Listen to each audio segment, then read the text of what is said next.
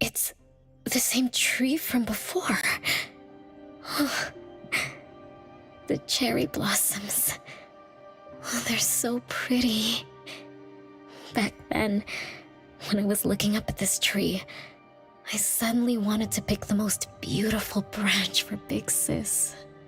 I thought she'd definitely look pretty with cherry blossoms in her hair.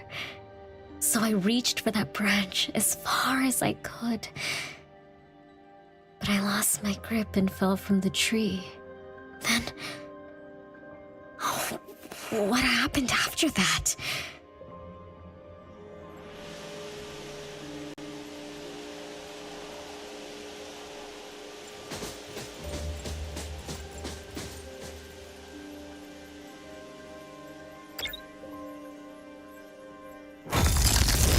This is the crooked tree we saw when we first got here. The flowers have withered. Just like the fate of the Dolores family. Be careful. Looks like we're not the only ones here for the flowers.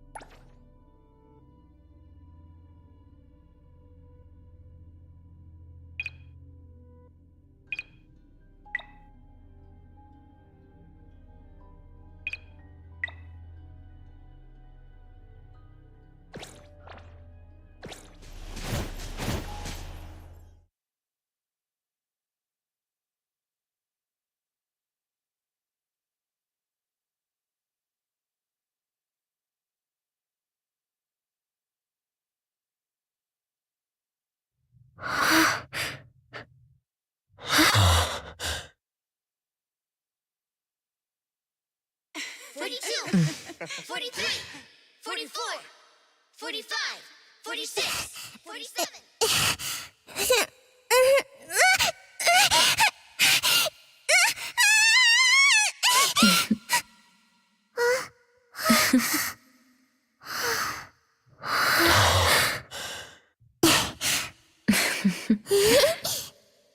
We've been waiting for you for a long time, Renee.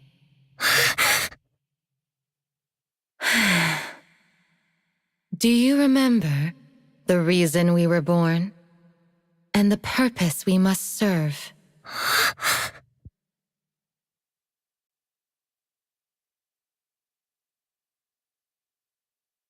All excitement will eventually fade to nothing. Mother has long grown tired and numb to it all. After enduring long and lonely times, a wish began brewing in her heart. We thus awoke to the blazing call of Mother's heart and came to her side. We swore with our very existence that Mother would never be alone again. Surrounded by her children, Mother found the companionship and happiness she had longed for. But she didn't stop. She kept yearning for more. Because we weren't able to satisfy Mother's deepest wishes in her heart. However, our mother's wish was never fulfilled, and that day will never come. The last child to wake up, the most beloved of all, brought nothing to Mother and this family but curses, betrayal, and destruction. And now, she's back.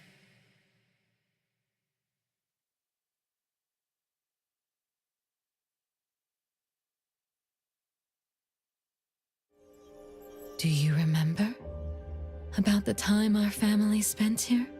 From the very beginning, we were just wooden puppets sleeping in Mother's box. We opened our eyes in response to her deepest wishes.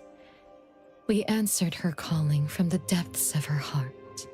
Teresa, Elliot, Yvette.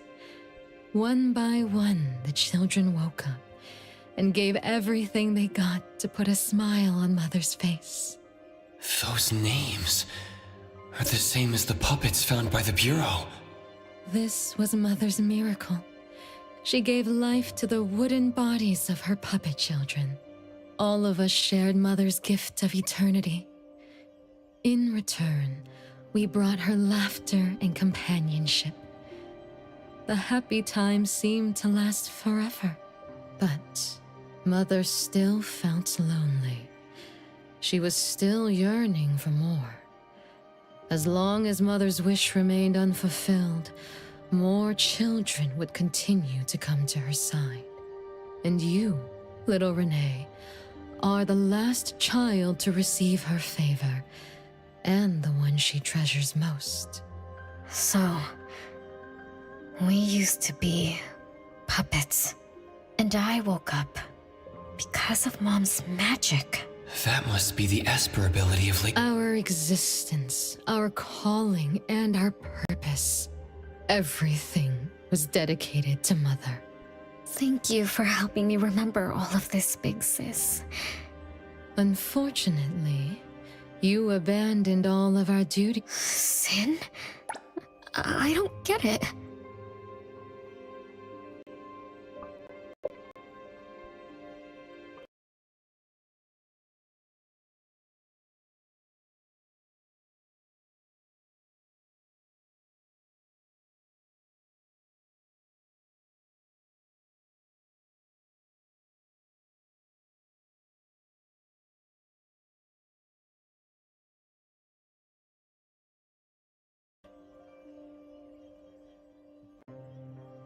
You forgot your family. You even forgot the sins you committed. But that's okay. I'll make you remember everything. That's exactly why I am here. The sin is recorded on Mother's registry in the study. Won't you go see for yourself? You could give us a better explanation. Everything started because of you. My ignorant little sister. Oh, wait a minute. Don't leave me, sis! Renee, you're remembering something, right? Just like what Bella said, we're all puppets that woke up in response to Mom's wishes. We exist to keep Mom company. I remember many, many things now. I had tea with my siblings. We also played hide and seek at home. But... Mom... Our beloved Mom... Where is she now? Why am I the only one alive by myself? Where did they all go? We'll have to check the study. What's going on? I have no memory of that place, but I feel scared. There is something in the study.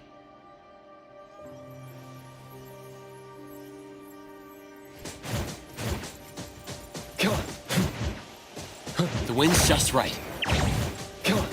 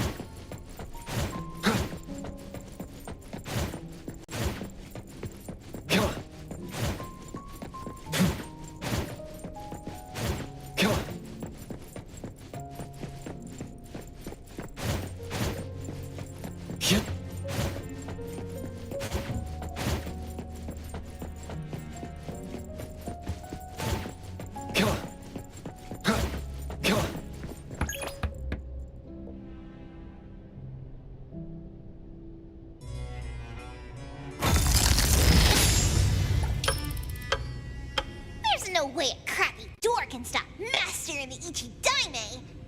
This is the only locked room in the whole place. I smell secrets. Do not let your guard down. Be careful. Yes, Master. Another grandfather clock? Ugh, either Lady Dolores is a clock nerd or this anomalous realm is related to the concept of time. Something feels off. Let me look closer. Wait, Nanalie. It's the anomaly that attacked Renee. I think it doesn't want to hurt us. We're not its target. Renee is. What was that thing about rule-based anomalies again? It follows rules. It only starts moving at exactly 9 o'clock, and its target is just Renee. You're right. Even if we attack it now, it'd likely be as futile as last night. If Blackbird is right, it only nullifies itself after completing its mission. It's getting closer to 9 o'clock. We need to find Renee as fast as we can. I don't know where everyone else is. I hope she's not alone. Let's search the area first.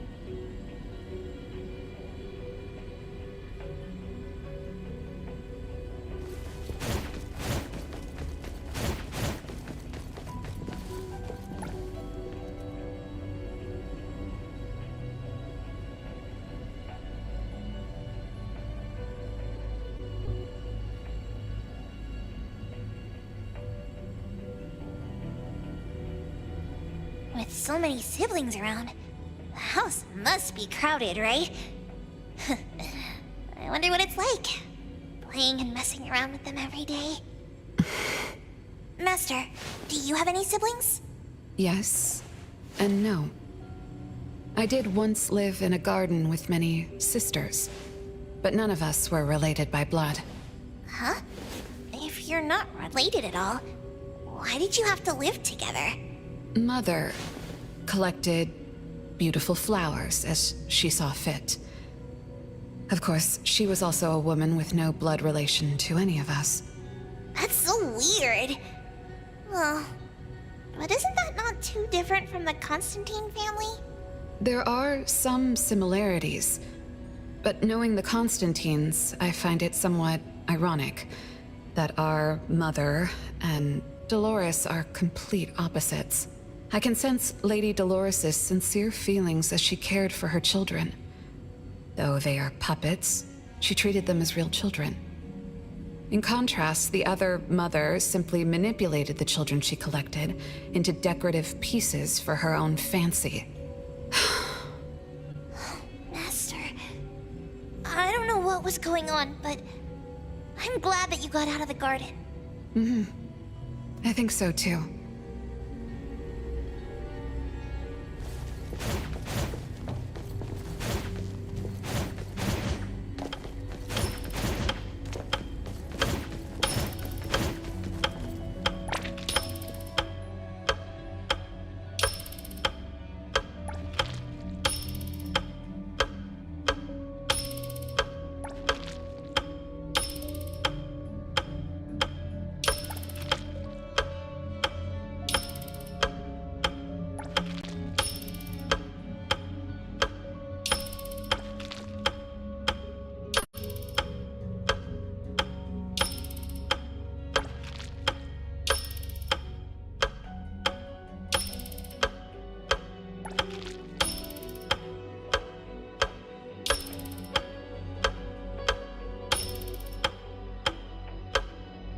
Chances are, Lady Dolores has met her demise. Only Renee's number is different. We won't let it turn into 0. The curse of eternal life, a fallen family, a blank tomorrow. Hints about time are all over the place. Could the numbers represent lifespan? Huh? Let's see. 20,000 days is roughly 50 years. Blackbird also said that the family was gone for about half a century. Wait, does this mean 50 years ago? Renee should have... Based on this line of thought, she should have withered along with the family. But for some reason, Renee still exists in this world. So as the days go by, she's just... racking up life debt? If the debt collector abides by the laws of nature, then I believe you're right. All creatures abide by the laws of nature. Birth, aging, sickness, and death. Those who defy them must pay a price. Even espers with near infinite lifespans pay a price when they gain their abilities. Renee, what price did you have to pay? Why did your life freeze 50 years ago, instead of reach its end? The debt collector must be hunting you because the laws of nature require your removal. So the puppets at the Bureau, they were Renee's family? Removed by the debt collector? Master, what should we do? Renee's commission. A-Bone accepted the commission. There's no reason to break our contract. I'll do my best.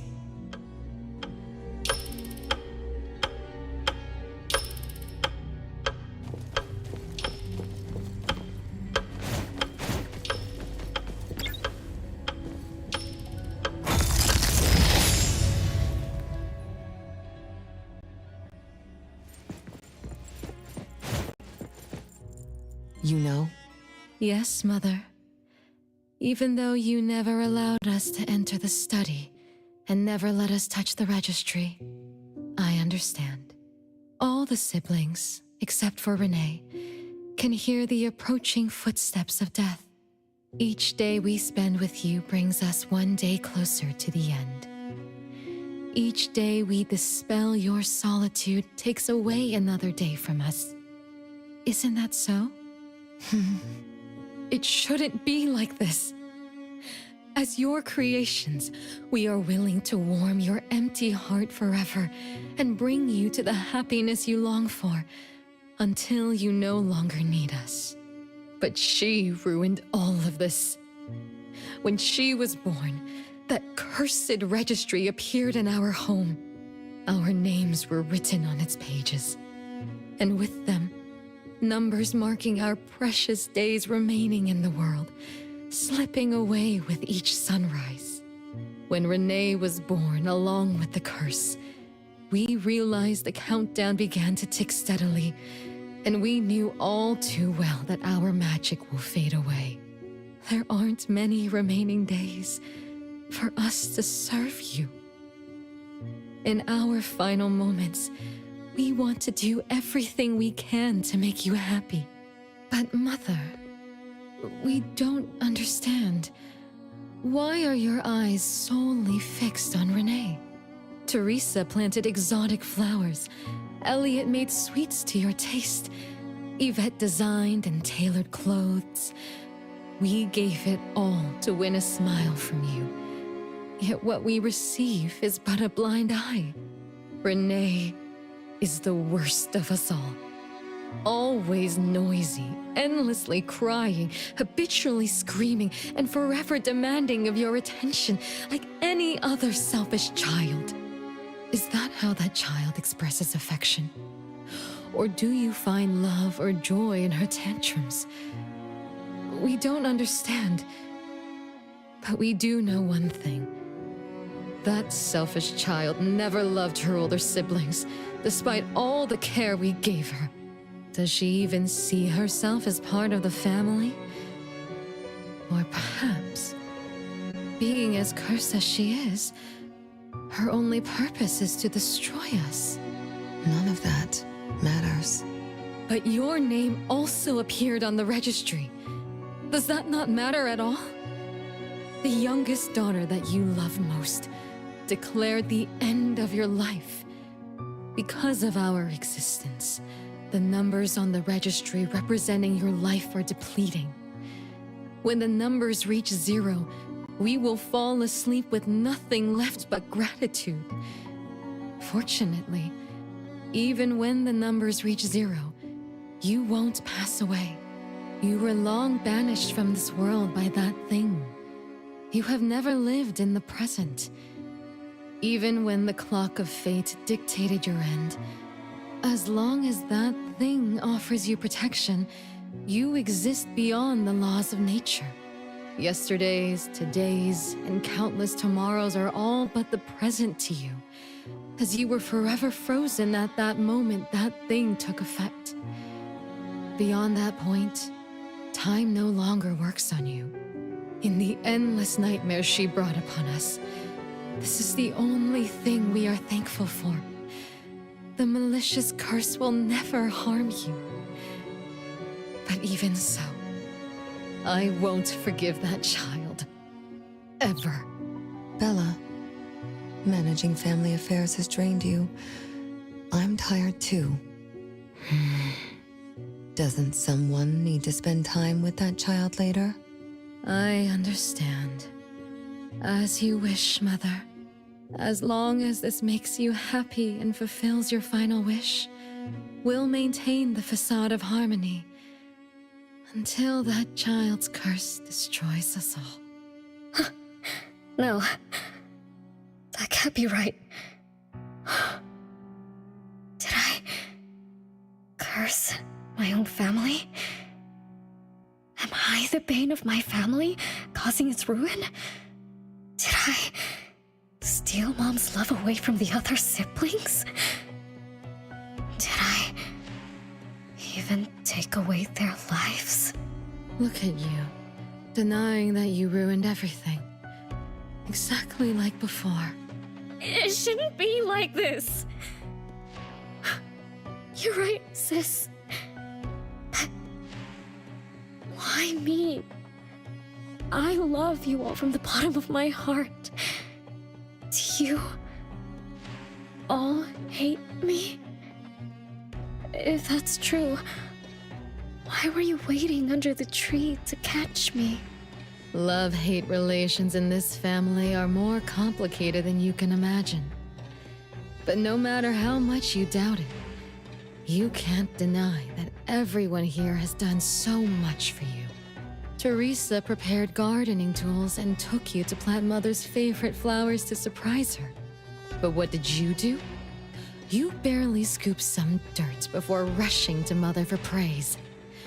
When Mother saw the cuts on your hands from fooling around, she scolded Teresa for giving you hard work. You ran around Elliot each day, saying you desperately wanted to grow as tall as he was. So he managed your diet and made sure you drank milk. But you, just because he worried you'd get cavities and hid the candy jar on a high shelf, you complained to Mother that your brother was giving you a harsh diet. Every time you fell and tore your clothes, someone would mend them meticulously. Nevertheless, you always ignored their efforts and pestered Mother for new clothes. Mother's wish was to have a harmonious family. We were all trying to fulfill that wish, trying not to ruin anything. It would have been so much easier to pretend and spoil you the way Mother did. We could have created the harmonious family Mother wanted, even if it was just a facade.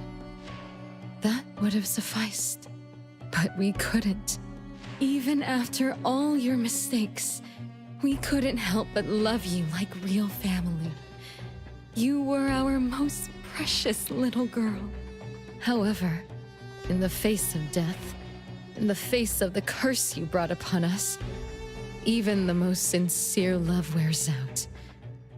From the moment you were born, we've been shrouded in the shadow of your curse. The most unforgivable thing is, Mother, she who brought us into the world, was the one to pay the ultimate price. Look, it's playtime again. Your favorite game of hide and seek. You were always the worst at hiding. Anyone could find you easily. You were bad at hiding, but worse when you were it. Once, you turned the house upside down and still couldn't find anyone. I remember. It was getting late, but the house was so quiet, so empty. I remembered the ghost stories you told me, and suddenly felt the paintings were staring at me, and the tables and chairs were slowly moving. I thought you left me behind. You finally remembered. But now, looking at it, the opposite is true. You're the one who abandoned us. When you started wailing that day, we came out of our hiding places. Do you remember what we told you? We are a family, and we'll always be together. That's right. Good girl. Time is up for hide and seek. Once again, you're all alone. Come find us. I'll be it? This time, you have to find all of us. We'll be waiting for you.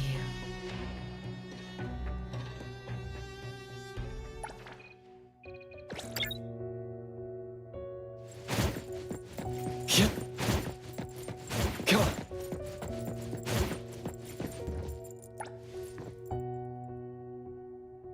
It's a gift from Mom to all of us. I have one too. Though I carry it all the time, I've forgotten where it came from and what it means. Oh, it's so good to be back. I found you. I finally found you. My most important family. Huh? Red letters? It's strange. Mom doesn't like red. Why would something like this be on her clothes? I'm still bothered by those red letters. Aren't they the first letters of names? If they are names, they do match with the voices we heard earlier. But that bright red, it's like a warning. I don't think Mom did this.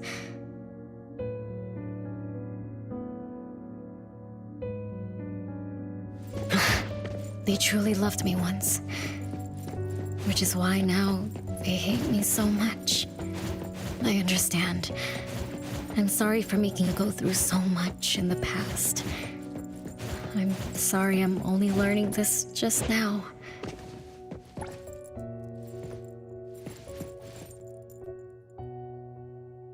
No one found me? Yay! I'm about to win! I already told you I'd win this time. No one will think Renee is hiding here. It's Renee's secret hideout. What's that? Me? I thought we were it, so we can find my siblings.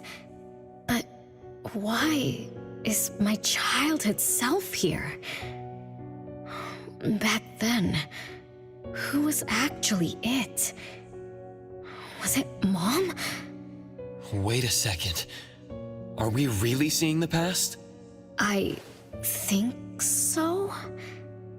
I do remember something like that happened when I was a kid, but I only remembered part of it.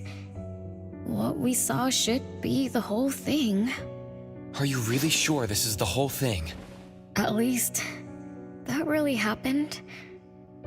Every small thing I remember confirms that they were real. So those words, all those hurtful words, they were real too.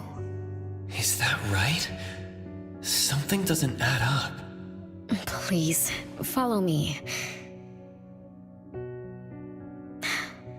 That's my hideout.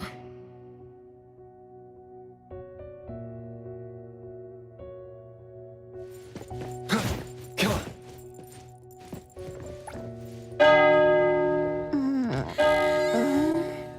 Oh, you found me. Am I the last one to be found? That means I almost won, right? Next time, I'm going to hide somewhere no one can find. Oh, are we going to eat soon? Remember to wash your hands before eating. My big sis and big bro will check. If I don't wash my hands, he'll pinch my cheeks. He always says my cheeks are like the softest dough. He only says that because he wants to pinch them. I'm going back now. Is this the last puppet? No. The last one is here. Look, another letter. R. I've always carried this puppet around. Why is there a red letter etched to it too? It must mean... You finally arrived, Renee. Yes. Big sis, I'm back. But you still don't understand. All you did was watch a replay of how our family met our demise. You must have enjoyed how we cursed ones relive our miseries day after day. No, big sis, that's not true. The audience, forgetting they were part of the play, denies their sins, as if forgetting would make it all go away. Have you ever wondered why you forgot this home? Forgot us? Were you forced to forget? Or were you unwilling to look back? Renee, you can't lie to yourself. I forgot about the family. Because I was escaping the past? Looks like you've finally found the answer. Yes, I was born from your desire to escape everything. You left all the painful memories of home with me, so you could live carefree in your blissful ignorance. And I will forever call you back, trying to make you remember.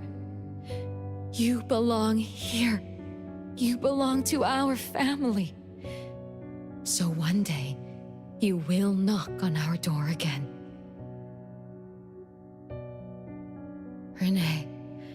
Renee, what feelings do you carry as you come home? Now that you remember what happened when we were children, now that you know of the curse you cast upon us, are you shaken? Do you even feel the slightest bit of guilt? You won't. You've always been selfish, greedy, and reckless. You betrayed the very purpose we were born to follow. To love Mother, to be with Mother, and exist only to fulfill her wishes. I'm so sorry.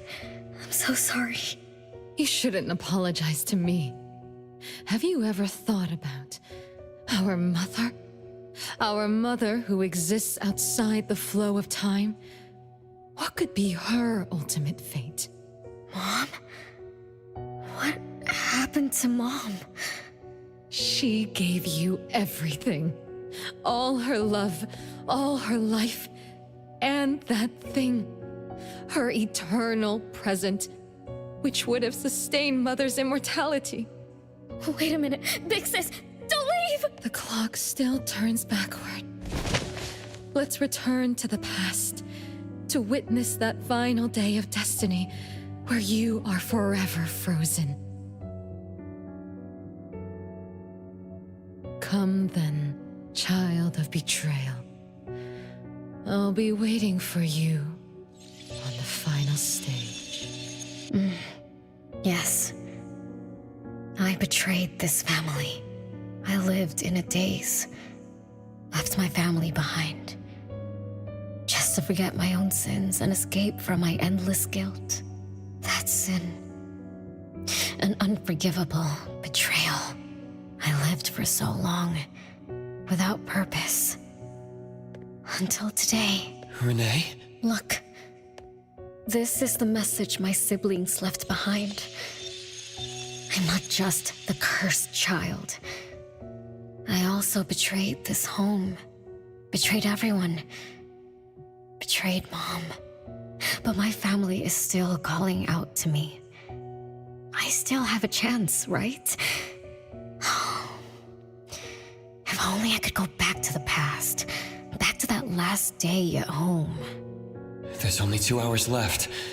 I need to find a solution soon. I should talk to Renee about what just happened. 7 o'clock. Time for dinner. Renee?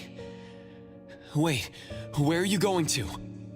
Hurry, hurry. The food's getting cold. Food getting cold? I can't keep Mom waiting for too long. I can't make her sad. Renee! That is not allowed. Absolutely not. I can't get to Renee. She's completely lost in the past. Let me organize the clues I've gathered so far. Could the curse in this family be the rule-based anomaly that attacks Renee every night?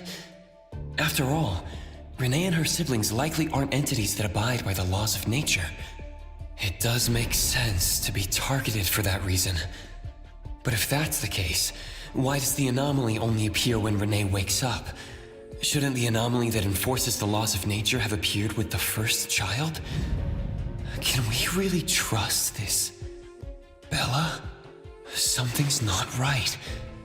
Also, why does the puppet Renee carry also have a red letter on it? Are these things caused by the anomalous realm?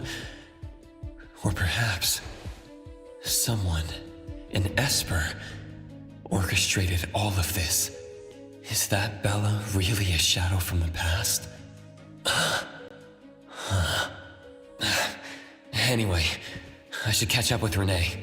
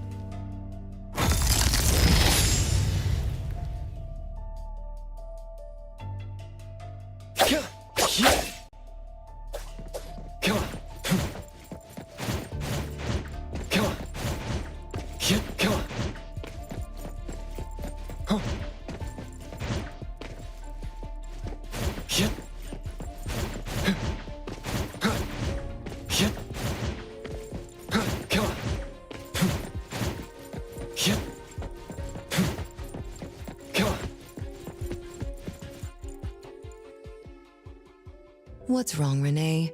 You haven't eaten much. Big Bro's cooking is great.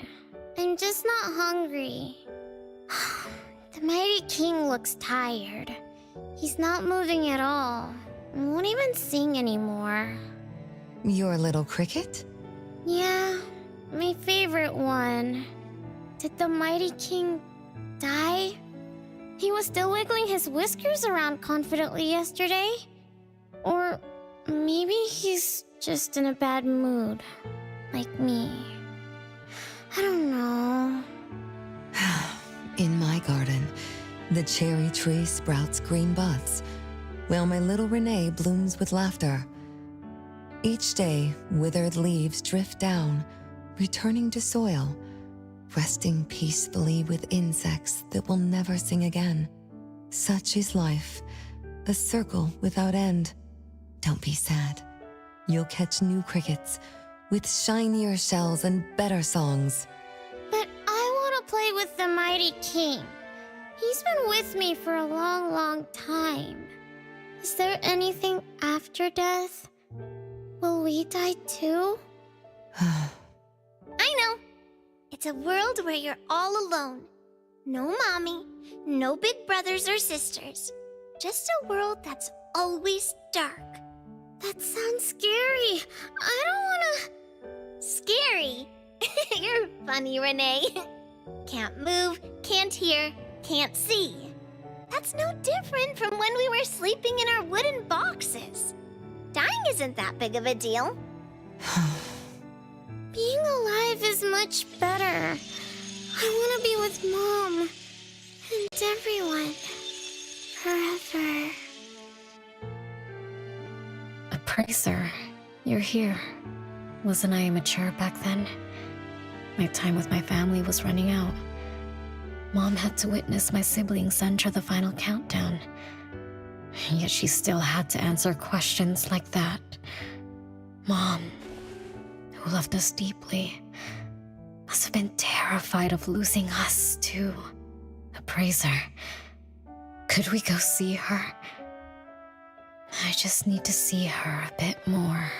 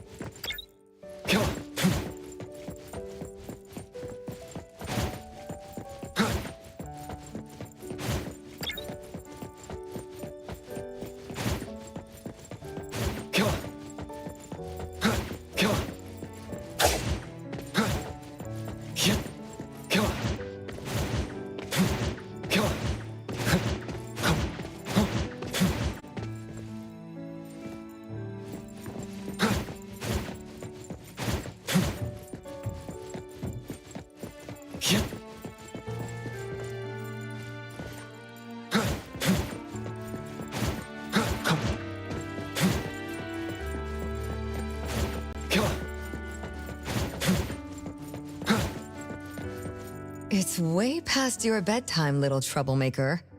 I can't sleep. Oh, still feeling sad about the Mighty King? Bella told me I'd feel better if I cry. She said that kids like me just needed to cry, get a good night's sleep. Then all trouble will disappear by tomorrow. She said that no matter how sad she felt, she could never cry. So she was jealous that I could. Why can't Bella ever cry? Mama is the same. Huh? Why? Is it because you are grown-ups? Because grown-ups are strong? Mom and Sis work so hard for every chore in the house. I want to grow up soon to help you. I'll grow as tall as Mom wants. Oh, if you want to grow tall soon, you can't be picky about food. No, I don't want to in peace. All right now, Mama will tell you a story and put you to bed. You'll grow fast as long as you sleep, okay? Are you continuing yesterday's story? No, tonight I'm telling you a story that no one has ever heard before. Once upon a time, there was a carpenter living in the royal city. Her skill was beyond compare. People said she had the magic to breathe life into wood. If she wanted to, those lifelike puppets she created could become alive. The old carpenter loved crafting, but she was facing a most difficult challenge. As she grew older, her eyesight was no longer as sharp, and her hand that held the carving knife wouldn't stay still. Could that be the end? She remembered what people said about her. If she was as good as they say, couldn't she craft her own assistant? She made up her mind, then began to work. What should a perfect child, a real child, have? He should have the strongest body. The child was born. He was sturdy yet nimble. And once his spring is sprung, he could run 2 laps in the royal city with no one able to keep up. Everyone congratulated the old carpenter, but she shook her head and said, "No, this isn't a real child. What should a perfect child, a real child, have? He should have the most beautiful face." The child was born. His beauty caught everyone's eyes. The king invited him to dance at the palace for foreign guests. Everyone congratulated the old carpenter, but she shook her head and said, "No, this isn't a real child. What should a perfect child, a real child, have?" More puppets were born from the old carpenter's hands. An entertainer who could make children burst into laughter. A grand magician with unpredictable tricks. But no, she shook her head and said, "No, these aren't real children." One night, the old carpenter sat at her workbench, designing the blueprints for her next child. All the puppets quietly stood by her. Suddenly she shivered. The window wasn't closed shut. The howling wind swept away all the warmth from the room. The old carpenter stood up to shut the window, then went to the fireplace for warmth. For a moment, she had an idea she didn't fully understand. Perhaps the dancing candlelight added some warmth to the puppets' faces. She realized that puppets get cold too. The old carpenter took off her scarf and picked up the blanket from her lap. She made sure all the puppets were snug and warm, then went back to her table. Her pencil swooshed around as she began sketching. Soon, a puppet took shape on the paper. She picked up her knife and began carving on the most ordinary piece of wood. Soon enough, a new puppet was sitting on her workbench. There was nothing special about it, but the old carpenter let out a satisfied sigh, as if she completed a masterpiece. She leaned down to kiss the puppet's forehead gently, just like an ordinary goodnight kiss from a mother. Then did the same to the other ones. After that, the old carpenter went to bed and slept peacefully. The next morning, she woke up with someone kissing her forehead. She opened her eyes to find a child, a real child, smiling at her. Whoa. Why did the last puppet turn into a real child? What magic did the old carpenter use? What do you think? I understand. A little. But also don't get it at all. Is that so? It's okay. Oh, it's getting late. Good kids should be sleeping now. Mom, I'm scared. I don't want to sleep alone. I'm worried that if I do, I won't see you and my siblings after I wake up. Isn't it better to be alive? You really are different from your siblings. Being alive is good. But what exactly makes it good? I can eat meals with my family, or play hide and seek, and listen to Mom's stories every night before I sleep. How wonderful! Mom, don't you think days like these are wonderful too? You're right. This is the best life being with you. The best times in Mama's life is when I spend time together with you, my family. No, it's not. When I grow up and can do so much more, that's when it'll be Mom's best time. By then, I'll be so tall that Mom will be surprised. I'll be able to reach whatever Mom needs to reach. Then I'm going to learn how to drive. I'll definitely be the first one in our family to drive. Once I learn, I'll take our whole family on picnics. When I grow up, I also want to... Mom.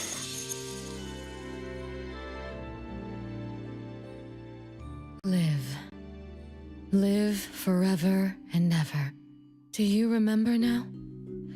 That most selfish and greedy wish you made to our mother. With our death sentence, we should have turned back into puppets over 50 years ago. Have you ever wondered why you've been able to escape the debt collector until today? That's the secret that granted eternal life. The secret that froze Mother's body and soul at that very moment. And the price she paid for this eternal moment. Exiling herself out of the mortal world, living without worry or care, without joy or sorrow, without thought or feeling. She should have been enjoying her unmoving life, and we should have been nothing but puppets she made on a whim, with the sole purpose to serve as her children. All we had to do was live under Mother's roof, love her, be loyal to her, and fulfill all her wishes. It should have been that way. Even when faced with the registry, faced with the curse you invited, all we could do was to give everything we got and do our best to fulfill our mission until the countdown ends. But what about you?